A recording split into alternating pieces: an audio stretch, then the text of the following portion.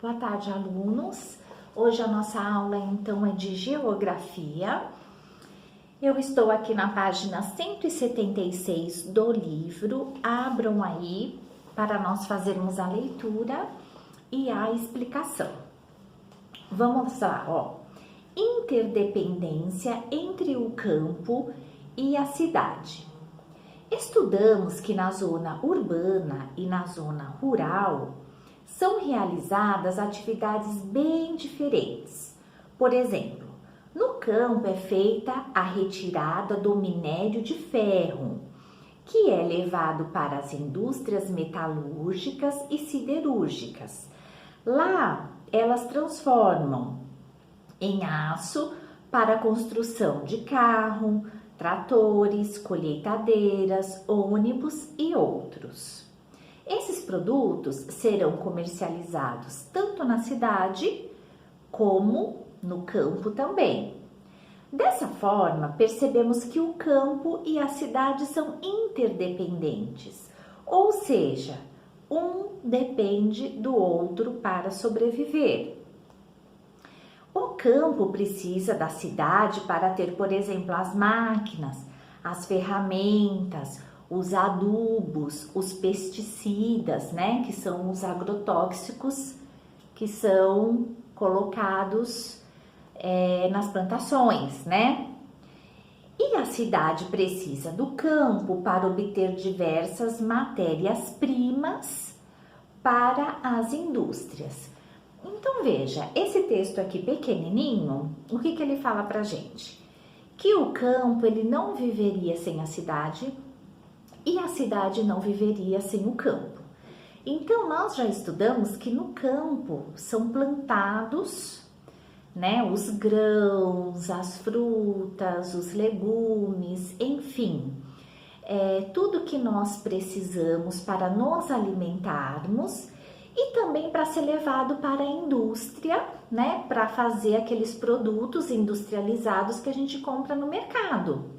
Então, por exemplo, lá no campo, né, se planta, né, a macieira, né, que é o pé da maçã. Com essa maçã aqui na cidade, nas indústrias, é feito o suco de caixinha de maçã, outros sucos, porque a maçã ela é utilizada também na mistura de outros sucos de caixinha e de garrafinha que nós compramos. Então, essa maçã, ela é matéria-prima quando ela tá lá no campo, lá bonitinha no pé. A partir do momento que ela chega na indústria e ela é transformada em outro alimento, aí a gente chama esse alimento de alimento industrializado.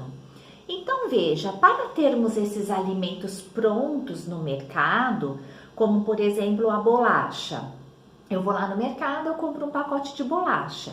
Mas para a indústria fazer essa bolacha, precisou plantar o trigo, né?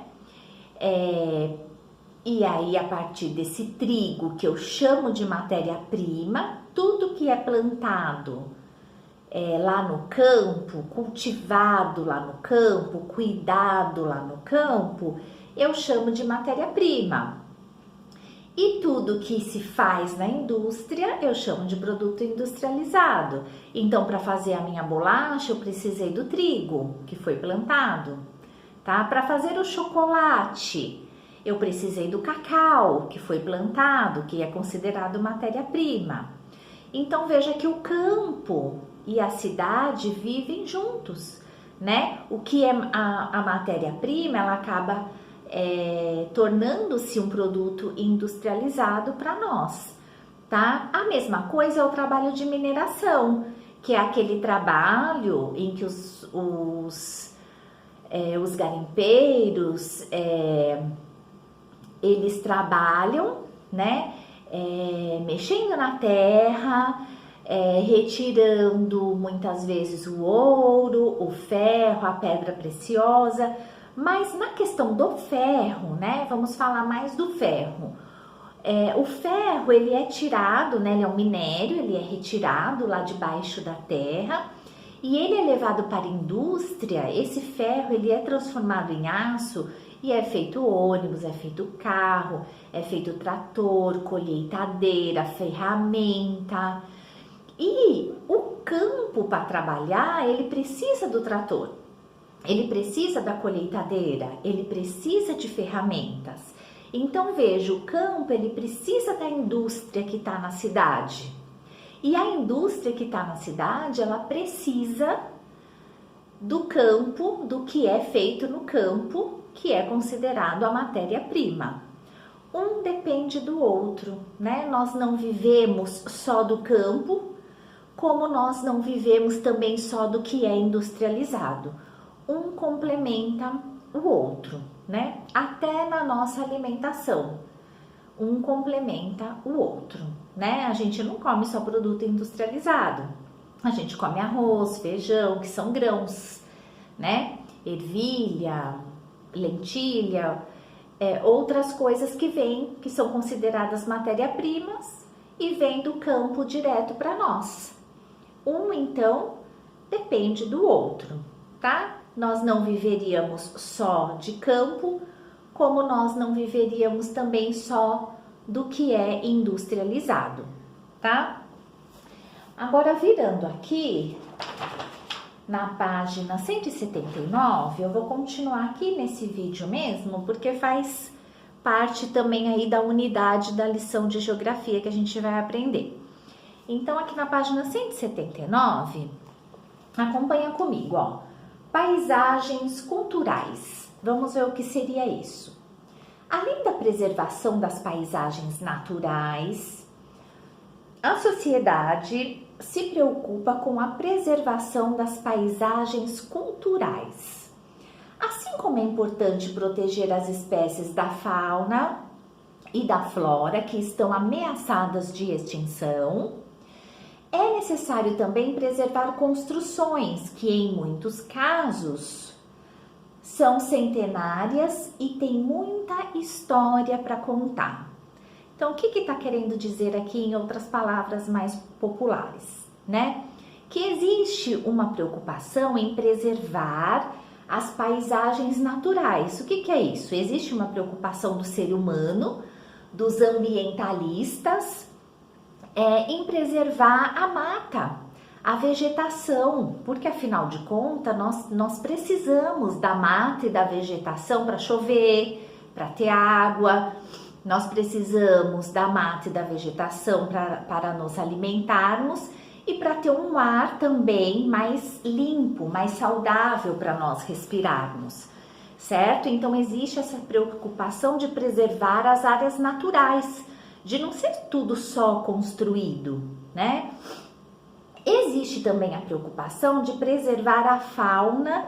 O que é fauna? Fauna seria todas as espécies de animais, né? Existe essa preservação de preservar todas as espécies de animais, porque se for morrendo principalmente a fêmea de cada espécie de animal, acaba aquele animal.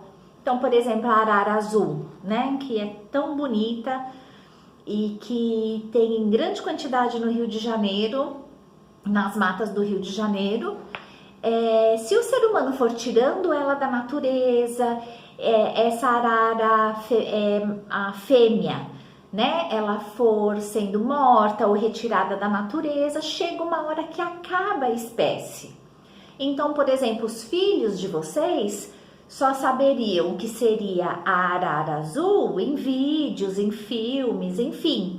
Nunca ninguém veria uma de perto, por exemplo. Então, existe essa preocupação da preservação de todas as espécies de animais, ou seja, da fauna. Quando eu falo fauna, eu estou falando de todos os animais, de todas as espécies, tá? Existe também a preocupação de preservar a flora. O que é a flora? A flora já lembra flores, né? Então seria toda a vegetação, todas as plantas de todos os tipos, seja uma samambaia, seja uma orquídea, seja o lírio da paz e tantas outras plantas. Então existe também uma preocupação de preservar essas plantas a fim de que elas não acabem, porque se eu só retirar da natureza a planta e não plantar de volta, chega uma hora que acaba. Então não tem mais aquele tipo de orquídea, não tem mais aquele tipo de samambaia, não tem mais o lírio da paz, não tem mais a rosa, por exemplo, não tem mais o girassol, tá?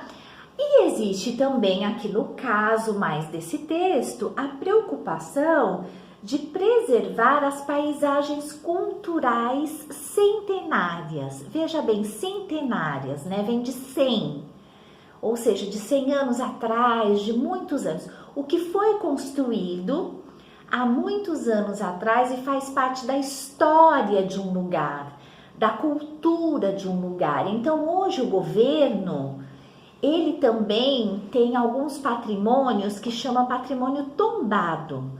Ou seja, o ser humano não pode desfazer daquele lugar.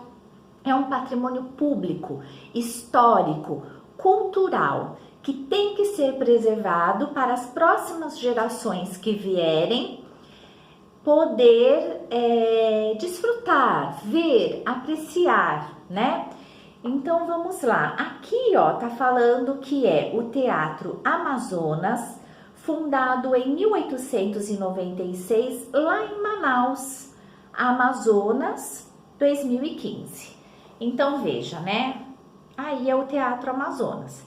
Por exemplo, aqui em São Paulo, a gente tem a Catedral da Sé, que é a igreja lá na Praça da Sé, no centro de São Paulo.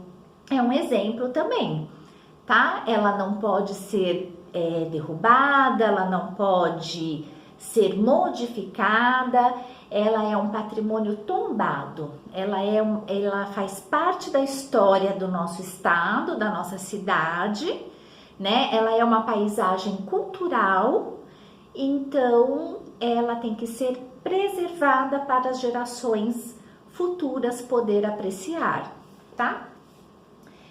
E por enquanto, então, seria só isso e até mais.